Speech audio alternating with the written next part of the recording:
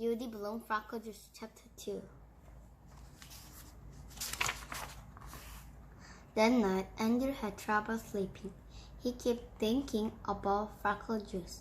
Maybe the reason no one in his family had freckle was because no one knew the secret recipe. If they never even heard of FreckleJuice, then how could they have any freckles? It figured. Andrew didn't like the idea of paying Sharon for anything, and 50 cents was a lot of money. It was 5 weeks for allowance.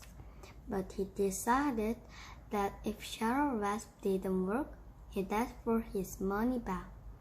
It was easy. The next morning, Andrew turned the combination of his safe bank to just the right number, 4 on top and 0 on the bottom. He took out the 5 dimes. He wraps them in tissue and stuffs the whole thing in his pocket. He didn't have time to wash his ears or neck or anything. He wanted to see Sharon before the last bell rang. Bye, Mom, Andrew called. Andrew Marcus, wait a minute. His mother hurried over him. She almost tripped on her long bathrobe.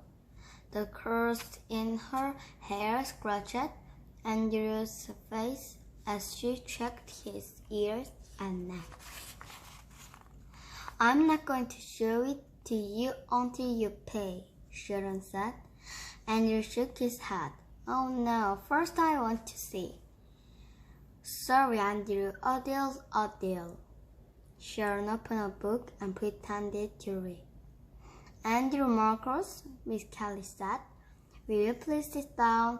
The secret and the second bell just rang.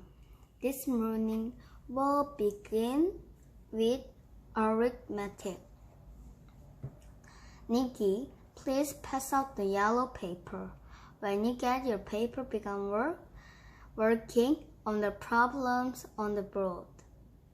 Andrew went to his desk. Then he took the tissue with the 5 dimes out of his pocket. He held it near the floor and aimed it towards Sharon. She sat in the next row. Sharon tucked out her foot and stepped on the tissue. Then she slid it over until she could reach it with her hand. She bent down and picked it up. Miss Kelly didn't notice. Sharon counted the 5 dimes. Then she took a piece of folded up white paper out of her pocket and threw it to Andrew. It landed in the middle of the aisles. Andrew leaned way over to pick it up, but he lost his balance and fell off his chair. Everybody laughed, except Andrew and Miss Kelly. Miss Kelly sighed.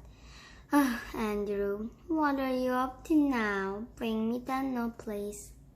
Andrew picked up the secret recipe. He didn't even have a chance to see it. It wasn't fair. It cost him 50 cents for nothing. He handed it to Miss Kelly. She read it. Then she looked up at him. Andrew, you may have this back at 3 o'clock. She put it in her desk. I don't want this to happen again. Do you understand? Yes, Miss Kelly. Andrew mumbled. Good. Now let's get the arithmetic done. Miss Kelly wasn't bad. Andrew decided she could have ripped up the recipe or sent him to the principal of civil,